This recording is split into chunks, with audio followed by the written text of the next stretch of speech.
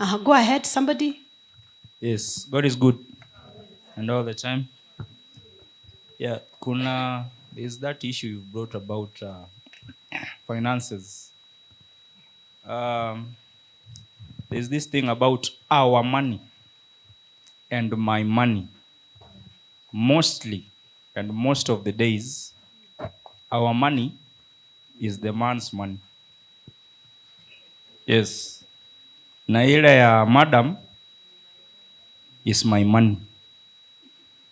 And there is this other thing, when a man is pushed to the very wall, especially in terms of finance, kuna hii pesa ina pop up, alafu unaambiwa ni ya chama. Yeah. Another thing, it's about ambition. Each and every one of us has different ambition.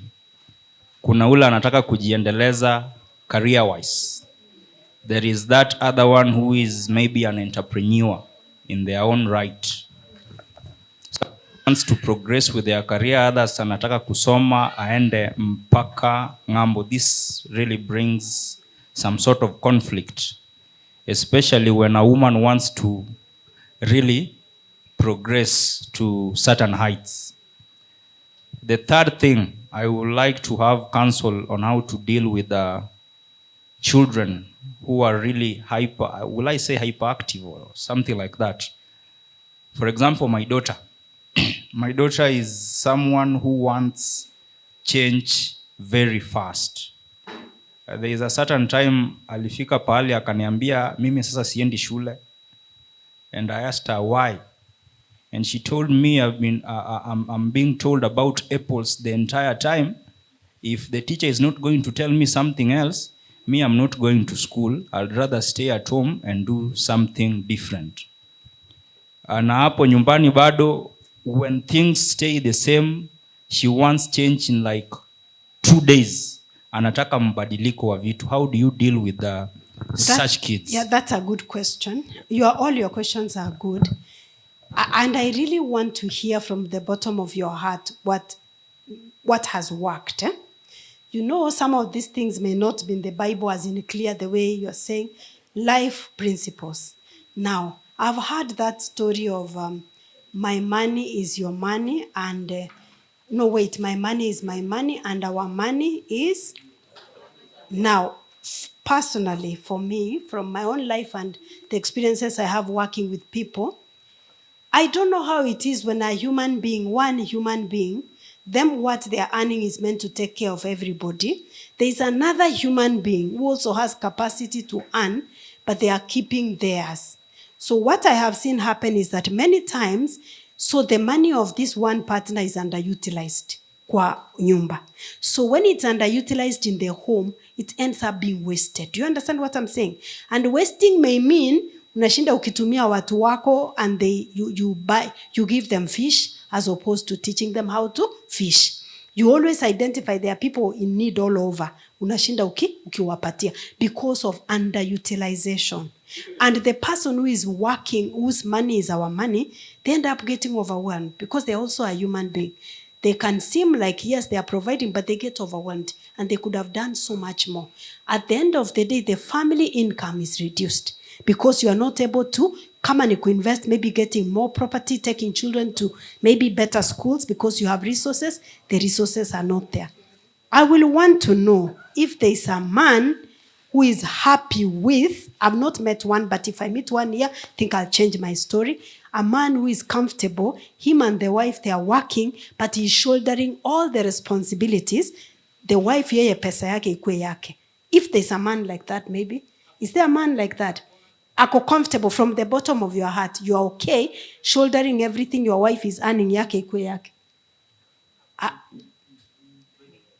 I've never met one like that.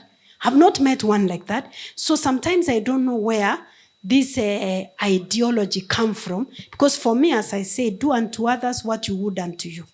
So I look at it this way. We are partners. If I expect to be consulted as an equal partner, then I have to be an equal partner when it comes to family resources. It doesn't mean that all of us contribute equally. That's not what I'm saying. But I'm saying what you're able to provide, you put it in the family kitty. Because I am raising sons. And I would never want my son to be the one breaking his back, shouldering all the responsibilities. So what am I modeling to him? I'm modeling to him a partnership. Because another thing I ask, what if the man dies because he can? What if he loses his job? What will happen? You'll tell me you'll step up. But you step up something you were never used to doing. Now, this is the question again I will ask.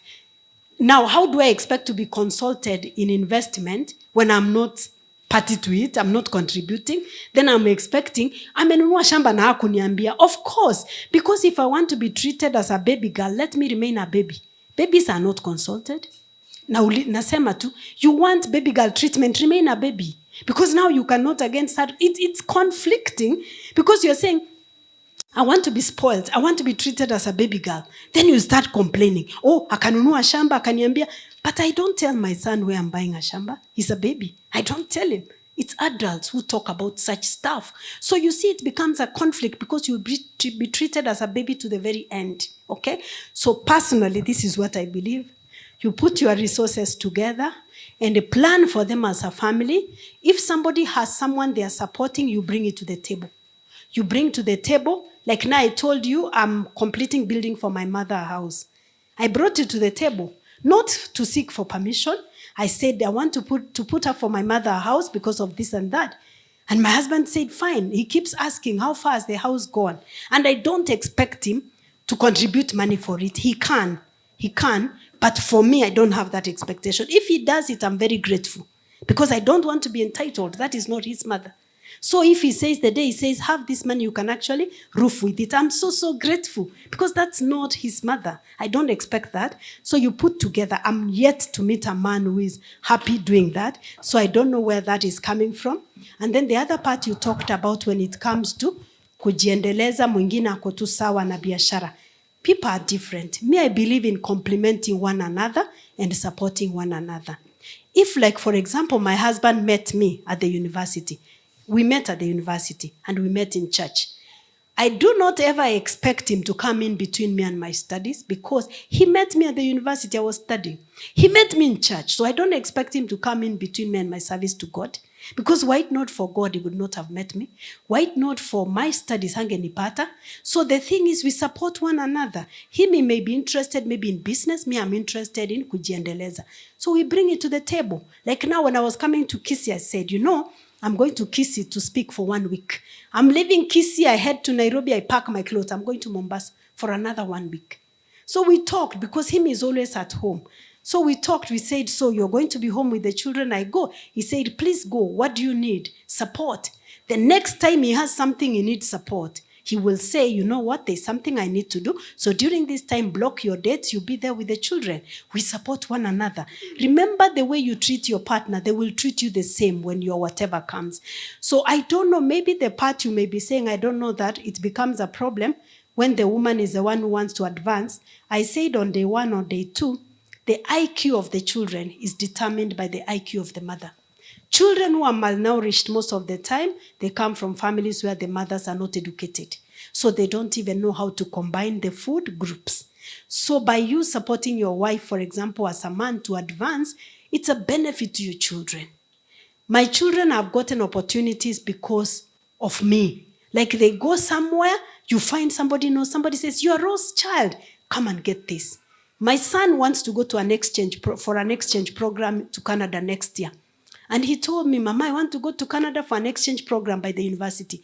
I told him I have friends, I have clients in Canada. I have churches I've ministered in Canada online. I just contact them. I say, my son is coming to the university. Anybody there? And I told him, you will be hosted. He will be hosted. My son will be given first-class treatment.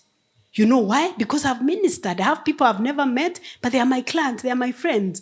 So imagine what a blessing. Like if my husband was blocking me, then our son is going to Canada. He has to struggle. He doesn't know anybody. But because of that, so they go places. They say, somebody says, when mtoto wa Rose, Ebu, just come. You don't need to line up. Just go here. When mtoto wa so and so, the father, other places, just come, get this.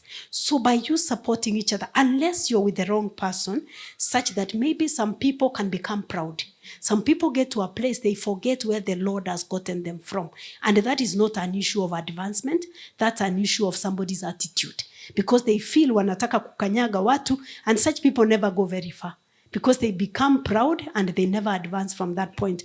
So maybe addressing the issue, you can ask, why is it that I'm bothered if my wife wants to advance? What is the real issue? Sometimes you can say when they have young children, there are women also, let me talk about women now, there are women also who don't understand their seasons. Like if you're breastfeeding, for example, the priority is the baby being breastfed.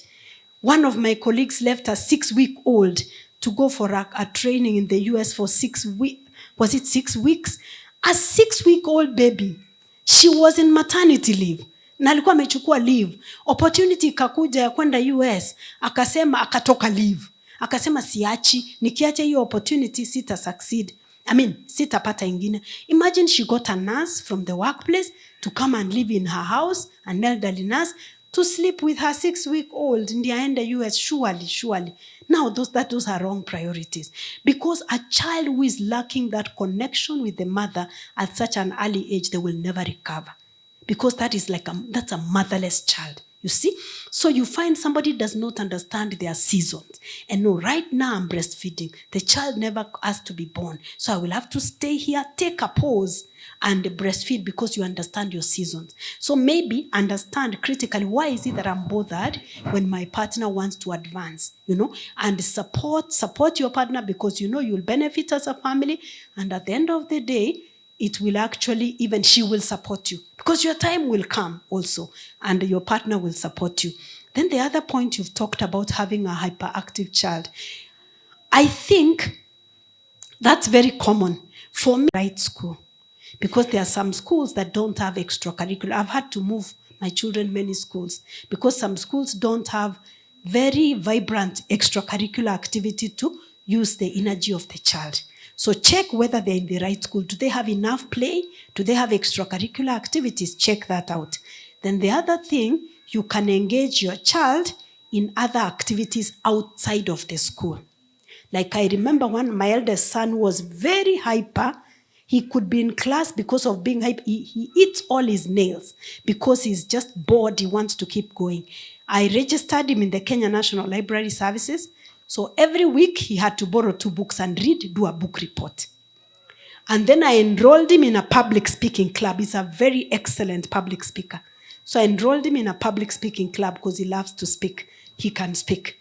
I enrolled him in a writing course. So he was doing writing. He would write manuscripts, materials, and they even monetized. So as a parent, you have to be ahead of the time. My last born is so hyper. I've enrolled him in a football club. So Friday afternoon after school is in an Adventist school. They break at 1. He goes for football. Sunday, he goes for football. Like now I told you, next week he's going to Nakuru for a week or so for football. He's in a football club. Because I realized he's also a member of the Kenya National Library. He's very active. He's also in a writing course, which somebody is helping him to be a writer online. Because you may lose your child, or your child can get into destructive activities because they are very hyperactive. So such a child, get him to a place where music, can he learn music, play an instrument? You might have to invest a little more as a parent, be more involved, but have that child engaged. Because I've noticed that children who get into destructive activities, they are very intelligent children. The ones who are just average, they are just content here. But the ones who are very active, it becomes very difficult. So when my son joined university last year, even if he's doing a course that is involving, I realized this course cannot be sufficient for him. He applied for something else, he got a scholarship, which he requires to put in 40 hours a week online.